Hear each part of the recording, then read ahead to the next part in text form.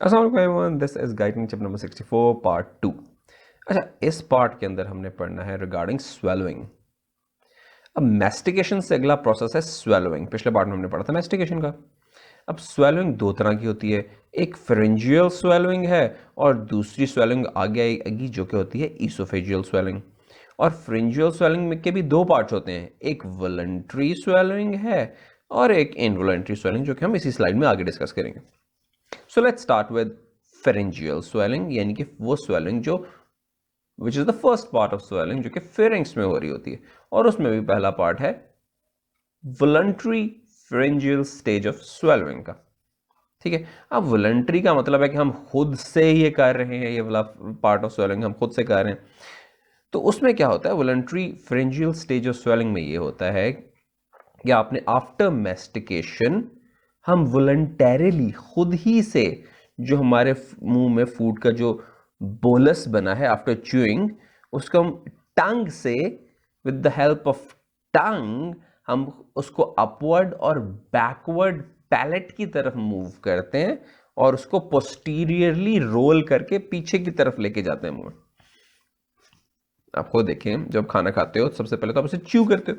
जब आप उसको च्यू कर लेते हो अच्छी तरह, तो उसके बाद आप उसको पीछे फेरिंग्स की तरफ पुश करते हो। और पुश किस तरह करते हो, आप टंग से पुश करते हो।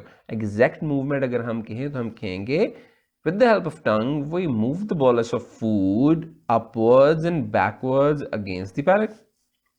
ठीक है, और उसको हम स्क्वीज करते हैं और रोल करते हैं पोस्टीरियरली इनटू द फेरिंग्स। ठीक है, तो ये है voluntary pharyngeal stage of swallowing. उसके बाद हमारे पास आ जाती है the most important one, involuntary pharyngeal stage of swallowing. Involuntary pharyngeal stage of swallowing, इसके अंदर क्या होता है, अब यहां से इनवॉलंटरी है, ये ऑटोमेटिक एक रिफ्लेक्स प्रोसेस शुरू हो जाता है जो कि जिसको हम फिर उस तरह वॉलंटरली रोक नहीं सकते होते। अच्छा, होता क्या है कि हम जब बोलस ऑफ फूड को पीछे की तरफ फेरिंग्स की तरफ पुश करते हैं, तो वो जाके पीछे पोस्टीरियर सरफेस ऑफ माउथ और फेरिंग्स को जाके टच करता है। और जब टच करता है जाके, तो हमने पीछे फेरिंग्स के एग्जैक्टली किस पॉइंट की सबसे ज्यादा अहमियत है, उस पॉइंट की जो सबसे ज्यादा सेंसिटिव है टू टेक्टाइल स्टिमुलस। तो फेरिंग्स के ऐसे कौन से पार्ट हैं जो सबसे ज्यादा सेंसिटिव है? फेरिंग्स के दो पार्ट्स हैं। नंबर वन, एक तो टॉन्सिलर पिलर्स, और दूसरे फेरिंजियल ओपनिंग जो है पीछे फेरिंग्स की, जो फेरिंजियल ओपनिंग है उसके इर्द गिर्द एक तरह से वो राउंड ओपनिंग होती है ना, तो एक तरह से आप कह सकते हैं उसकी ओपनिंग पे एक रिंग बन गया। So the ring around the pharyngeal opening and the tonsillar pillars, these are the two most sensitive tactile areas. यानी कि जब फूड जाके इन एरियाज पे लगेगा, तो फिर सारा एक रिफ्लेक्स प्रोसेस शुरू हो जाएगा of involuntary pharyngeal stage of swallowing का।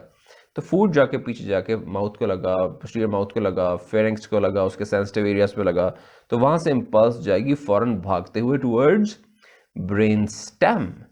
तो ब्रेन स्टेम कौन सा पार्ट है वो तो आपको पता ही है, मिड ब्रेन पॉन्स में डाला, तो ब्रेन स्टेम पे जाती है। ठीक है, और ब्रेन स्टेम फिर 4-5 तरह के एक्शंस करता है जो कि basically involuntary pharyngeal stage of swelling उन 4-5 एक्शंस पे बनती है।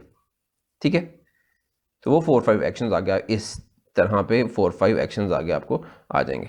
ठीक है, तो लेट्स स्टार्ट द स्टोरी। तो पहला स्टेप ये होता है कि जैसे ही हम ब्रेन स्टेम स्टिमुलस भेजता है सॉफ्ट पैलेट को, जैसे ही पीछे फूड जाके लगा ना फेरिंग्स पे, तो फौरन क्या होता है, ब्रेन स्टेम को इंपल्स किया। और ब्रेन स्टेम ने क्या किया, 4-5 चीजें की, उनमें नंबर वन ये है कि सॉफ्ट पैलेट जो है वो अपवर्ड मूव कर जाती है। ठीक है, और सॉफ्ट पैलेट अपवर्ड मूव करके पोस्टीरियर नेरीज को क्लोज कर देती है। जो आपकी नेजल कैविटी है उसके पीछे से जो ओपनिंग जारी होती है इनटू दी फेरिंग्स की तरफ, उन्हें कहते हैं पोस्टीरियर नेरीज।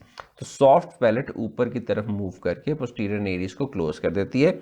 और ये इसका फायदा क्या होता है, it prevents reflux of food into the nasal cavity. आप जब खाना खाते हैं तो फूड को हम पुश करते हैं तो नीचे की तरफ ईसोफेगस की तरफ मूव करता है, ना कि ऊपर की तरफ नेजल कैविटी में चला जाए। ठीक है, तो वो it prevents reflux of food into the nasal cavity. Soft palate exactly क्या होती है और किस तरह तो आपको दिखाता हूँ। ये पैलेट, तो पैलेट का आगे वाला पोर्शन जो है इसे हम हार्ड पैलेट कहते हैं, और ये पैलेट का पीछे वाला पोर्शन सॉफ्ट पैलेट है, और ये पीछे आप देखें तो सारा फेरिंग्स है। अब अगर हम इसके ऊपर यहाँ से चले जाएं, इसके पिछली साइड पर अगर हम ऊपर निकल जाएं, तो वहाँ पे आपको ऊपर से नेजल कैविटी के पोस्टीरियर नेरियस नजर आएंगे इस सारे के पीछे। तो ये जो सॉफ्ट पैलेट है ये ऊपर की तरफ मूव करके जो पीछे से पोस्टीरियर नेरियस है ना उसको ब्लॉक करते हैं, ताकि यहाँ पे जो फूड है वो ऊपर की तरफ ना चले जाए, वो नीचे को ही जाए। ठीक है, ये था स्टेप नंबर 1।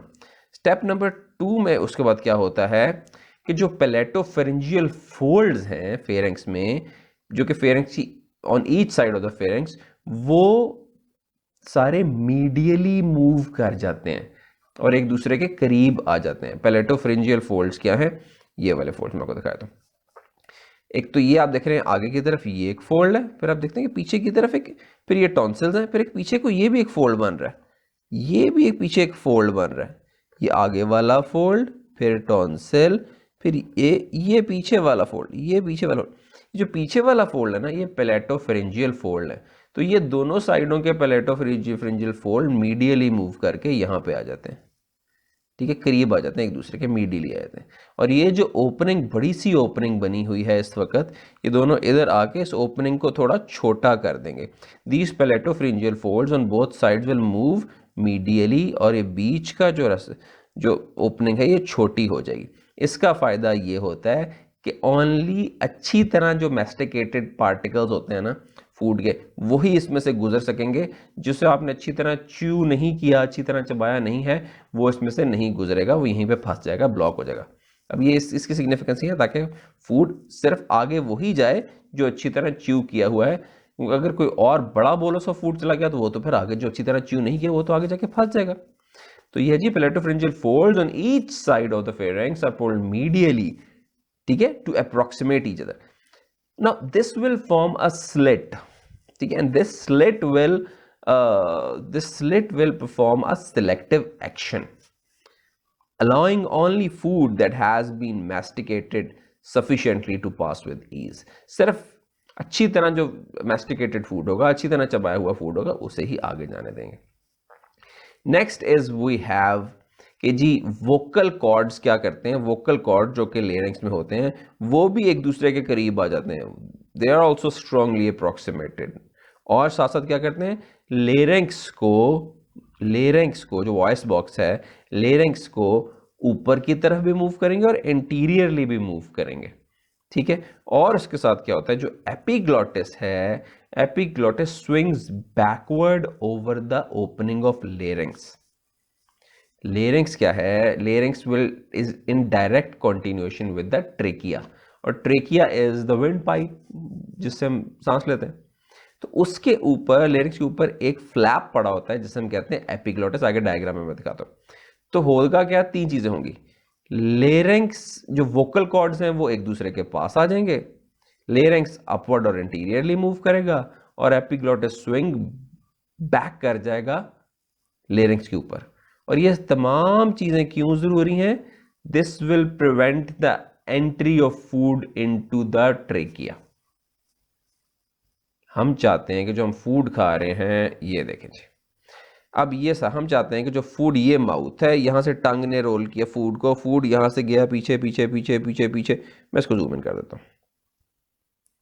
हम चाह रहे हैं कि जो फूड यहां से गया, यहां से पीछे आया, ये देखो ये माउथ था, ये टंग है, यहां से फूड गया गया गया गया पीछे यहां तक आ गया।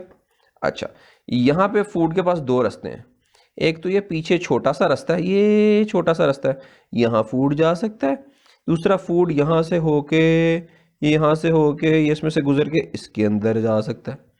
अब ये हमारे पास है ट्रेकिया, विंड पाइप, ठीक है, इसके नीचे लंग्स हैं, और ये हमारे पास है, ये देखो ये हमारे पास है ये इसोफेगस। नॉर्मली हम सांस ले रहे हैं तो इसोफेगस बंद है और ये सारा खुला हुआ है। हम चाहते हैं कि फूड यहां से आए और फूड यहां की तरफ ना निकल जाए, फूड यहां से आके ये पीछे की तरफ चला जाए। तो होगा क्या, ये हमारे पास हैं वोकल कॉर्ड्स। दूसरे, इसका अपर व्यू दिखाऊंगा फिर ज़्यादा अच्छी तरह समझेगा। वोकल कॉर्ड्स एक दूसरे के साथ मिल जाते हैं, और ये हमारे पास है एपिग्लॉटिस, ये एपिग्लॉटिस है, ये एपिग्लोटिस है। ये एपिग्लोटिस क्या करता है, यहां से ये स्विंग करके पीछे आ जाता है, ताकि जब फूड आएगा और फूड ने यहां से गुजर के ये ट्रिकिया में जाना है ना, जिसे हमने रोकना है, तो ये जब एपिग्लोटिस स्विंग करके पीछे आ जाएगा तो फूड इसके ऊपर से, एपिग्लोटिस के ऊपर से होके फेरिंक्स के अंदर चला जाएगा। और ये जो सारा आपका है, क्या कहते हैं, लेरिंक्स है, ये सारा एरिया लेरिंक्स है, ये लेरिंक्स भी ऊपर को मूव कर जाता है और आगे को मूव कर जाता है, इंटीरियरली मूव कर जाता है, ताकि फूड पोस्टीरियरली आराम से सीधा सीधा सीधा फेरिंक्स के अंदर चला जाए। ठीक है, ये आपका एपिग्लोटिस है, ये पीछे की तरफ आ जाएगा ताकि यहाँ इस रास्ते को, ये जो रास्ता बन रहा है इसको कवर कर ले, ये वोकल कॉर्ड्स आपस में मिल जाएंगे, अप्रोक्सीमेट हो जाएंगे, पूरा लेरिंग्स, ये देखो लेरिंग्स, पूरा लेरिंग्स अपवर्ड्स और इंटीरियरली मूव कर जाएगा ताकि फूड आराम से पीछे से एपिग्लोटिस के ऊपर से स्लाइड होके पीछे की तरफ ईसोफेगस के अंदर चला जाए। अब अगर आप यही सही चीज यहां पे देख लो, ये वोकल कॉर्ड्स है, नॉर्मली इस तरह वोकल कॉर्ड्स ये खुले होते हैं। ठीक है, ये वोकल कॉर्ड्स के अंदर से हम यहां देखें तो ये आपका ट्रेकिया है, अच्छा ये इंटीरियर साइड है, ये पोस्टीरियर साइड है, ये ईसोफेगस है पोस्टीरियर साइड पे, ये फिर पूरा आपका क्या कहते हैं वोकल कॉर्ड्स हैं, और ये बीच में आपका ट्रेकिया है, और ये इसके ऊपर ये एपिग्लोटिस पड़ा है। यहां से फूड आया एकदम से, ये जो वोकल कॉर्ड्स हैं ये ऐसे अप्रोक्सीमेट हो गए, ये ऊपर जो एपिग्लोटिस पड़ा ये स्विंग बैक करके सारे एरिया को कवर कर लेगा, और फूड इसके ऊपर से, यहां से एपिग्लोटिस के ऊपर से स्लाइड करके सीधा चला जाएगा इनटू द ईसोफेगस। तो ये है सारी इसकी स्टोरी। अब पढ़ो, vocal cords of the larynx are strongly approximated, plus the larynx is pulled upward anteriorly by the neck muscles, plus epiglottis will swing back over the opening of the larynx, and these all things will collectively prevent the passage of food into the nose and trachea. ठीक हो गया? अच्छा, इसके अलावा क्या होगा जी? इसके अलावा ये होगा कि जो अपवर्ड मूवमेंट हुई थी लेरिंक्स की, ठीक है, उसकी वजह से ईसोफेगस का ऊपर वाला मुंह भी खुल गया था। ठीक है, मैं आपको दिखाता हूं कैसे। जब ये है, ठीक है, जब ये सारा ऊपर को और आगे को मूव करेगा, जब सारे लेरिंग्स ऊपर और आगे मूव करेगा तो पीछे से जो छोटी सी ओपनिंग है ये बड़ी हो जाएगी। ठीक है, ये सारा जब ऊपर को और आगे को होगा तो पीछे से ईसोफेगस खोल जाएगा। तो ये बात हो रही है वहां पे कि जी upward movement of the larynx also pulls up and enlarges the opening of the oesophagus. ठीक है, इसके साथ साथ जो अपर ईसोफेजियल स्फिंक्टर है वो भी रिलैक्स करे जाएगा कि आ जाओ, फूड को आने दो। Then food will move very easily and freely from the posterior pharynx into the upper esophagus. ठीक है, और जैसे वो esophagus के अंदर मूव कर रहा होगा तो entire muscular wall of the pharynx will contract, सारी pharynx की साइडों से muscular wall contract करेगी और फूड को फेंक देगी by peristalsis into the esophagus. ठीक है, तो ये जो 5 स्टेप्स हैं ये बड़े इंपॉर्टेंट है of involuntary pharyngeal stage of swelling. Quickly मैं बताऊं तो सॉफ्ट पैलेट ऊपर मूव करेगी ताकि फूड जो है पीछे नेजल कैविटी में ना जाए, पैलेटोफेरेंजियल फोल्ड्स एक दूसरे के करीब आ जाएंगे ताकि अच्छी तरह च्यू किया हुआ फूड ही आगे जा सके, वोकल कॉर्ड्स एक दूसरे के करीब आ जाएंगे, लेरिंक्स भी ऊपर और आगे की तरफ मूव करेगा, एपिग्लोटिस भी स्विंग करके पीछे आ जाएगा ताकि ट्रेकिया में फूड ना जा सके। जब लेरिंक्स ऊपर और आगे को मूव करेगा तो पीछे से ईसोफेगस का जो अपर एंड है वो ज़्यादा, उसका जो ओपनिंग है वो ज़्यादा खोल जाएगी और इजीली फूड आगे को जाने लग जाएगा। जैसे ही फूड आगे को जाने लगेगा टुवर्ड्स ईसोफेगस तो फेरेंजियल मसल्स ज़बरदस्त सी कॉन्ट्रैक्शन करेंगे पेरिस्टाल्टिक, और आसानी से फूड को आगे की तरफ धक्का दे देंगे इनटू दी ईसोफेगस। तो ये थी voluntary and involuntary stage of swelling, extremely important topic है। अच्छा, आगे ये है कि ये जो सारा प्रोसेस हो रहा है इसके अंदर ये जो आप कह रहे हैं ब्रेन स्टेम ये इम्पल्सेस ये कंट्रोल कर रहा है, तो ब्रेन स्टेम को कोई ना कोई इम्पल्सेस जाएंगी, यानी कि ब्रेन स्टेम इम्पल्सेस भेजेगा इस सारे फेरेंक्स को सॉफ्ट पैलेट पर, तो ब्रेन स्टेम किस नर्व से सारी इम्पल्सेस भेजेगा, और ये जो फेरेंक्स जो ब्रेन स्टेम को इम्पल्स भेज रहा है वो भी किस नर्व से भेजेगा, तो ये हम डिस्कस कर लेते हैं अगली स्टेप में। तो ये समझेंगे जी nervous initiation of pharyngeal stage of swallowing. तो भी नर्वस कंट्रोल किस तरह हो रहा है, तो नर्वस कंट्रोल इस तरह हो रहा है कि ये सारे हम रीजन की बात कर रहे थे, तो आप ये देखो गौर करो, यहाँ पे ट्राइजेमिनल नर्व भी है, यहाँ पे ये ग्लोसोफ्रेंजियल नर्व भी है, यहाँ पे वेगस नर्व 10th नर्व भी है। ठीक है, तो ये सारी नर्व्स के थ्रू ही सारा ये, और फिर एंड पे फूड आके यहाँ पे पेरिस्टाल्सिस हो जाता है। तो कहानी कहाँ शुरू होती है? तो कहानी बेसिकली 5th और 9th नर्व से शुरू होती है। हमने पहले कहा था ना कि ये जो स्टिमुलस जाता है टुवर्ड्स ब्रेन स्टेम, तो ये ब्रेन स्टेम की तरफ लेके कौन जाता है? ये 5th और 9th नर्व लेके जाती हैं। 5th nerve is trigeminal nerve and 9th nerve is glossopharyngeal nerve. तो जी स्टिमुलस जो है वो ट्राइजेमिनल और ग्लॉसोफ्रेंजियल nerve 5th and 9th nerve लेके जाएंगी टुवर्ड्स ब्रेन स्टेम। अब ब्रेन स्टेम में भी एग्जैक्टली किस जगह पे? मिड ब्रेन में, पॉन्स में, मेडल्ला में। तो बेसिकली ब्रेन स्टेम में के अंदर, ये ब्रेन स्टेम है, ब्रेन स्टेम के अंदर पड़ा होता है डेग्लूटिशन और स्वेलोइंग सेंटर। डेग्लूटिशन और डेग्लूटिशन का मतलब, डेग्लूटिशन का मतलब भी स्वेलोइंग ही है, तो basically swallowing centre brain stem में पड़ा हुआ है। वो एग्जैक्टली कहाँ पे होता है? वो बेसिकली होता है मेडल्ला में, मेडल्ला ऑब्लोंगेटा में होता है, और साथ ही जो लोअर पोर्शन ऑफ पॉन्स है ना, वो भी थोड़ा सा उसके अंदर ही शामिल हो जाता है। तो बेसिकली मेडल्ला में, मगर थोड़े से पॉन्स का पोर्शन भी साथ ही शामिल होता है। और मेडल्ला में भी एग्जैक्टली कहाँ, अगर एमसीक्यू आ जाए तो आपने कहना the swallowing centre is located into और closely associated with tractus solitarius in medulla. तो मेडल्ला के अंदर जो वहां पे ट्रैक्टस सॉलिटेरियस के बिल्कुल पास पड़ा होता है in medulla and lower portion of pons. ठीक है, तो 5th और 9th नर्व ने स्वेलिंग सेंटर को इंपल्स भेजी, स्वेलिंग सेंटर ने आगे इंपल्स जो भेजी, तो सारे 5 काम कराएगी। वो किससे जाएगी? वो जाएगी 5, 9, 10, 12 क्रेनियल नर्व से। यहाँ पे 5 और 9 है, यहाँ पे 5, 9, 10, 12 क्रेनियल नर्व्स है and few of the superior cranial nerves. ये याद करना निहायत ही आसान है, 2 जुमलों की गेम है कि जी 5th और 9th नर्व लेके जाएंगी, स्वेलिंग सेंटर में लेके जाएंगी, और वापस आएगी जी इंपल्स 5th, 9th, 10th और 12th नर्व से, और few of the superior cervical nerves are also involve. एक बड़ी मजेदार पॉइंट है जो कि एमसीक्यू में आ जाता है, वो ये है कि भाई ये जो डिग्लूटेशन सेंटर है, स्वेलिंग सेंटर है, ये जब आप फूड एनगल्फ कर रहे हैं, निगल रहे हैं, तो उस वक्त वो जो फ्यू सेकंड्स होते हैं, क्या उन फ्यू सेकंड्स के अंदर आप सांस ले सकते हैं? नो, उन फ्यू सेकंड्स में एपिग्लॉटिस ट्रेकिया के ऊपर आ जाता है, वोकल कॉर्ड्स अप्रोक्सीमेट कर जाते हैं, तो आपका सांस नहीं लेंगे। तो ये क्या करता है स्वेलिंग सेंटर? ये उधर से एक रेस्पिरेटरी सेंटर को भी इनहिबिट को इंपल्स भेजता है कि भाई तुम जरा कुछ सेकंड्स के लिए, 5 to 7 सेकंड्स के लिए रुक जाओ, 5-6 सेकंड के लिए रुक जाओ, खाने को जरा हमें एनगल्फ करने दो। ठीक है, तो it will also send an inhibitory impulse to the respiratory centre for few seconds for its inhibition. ठीक हो जाएगा जी। So this is it, see you in next part.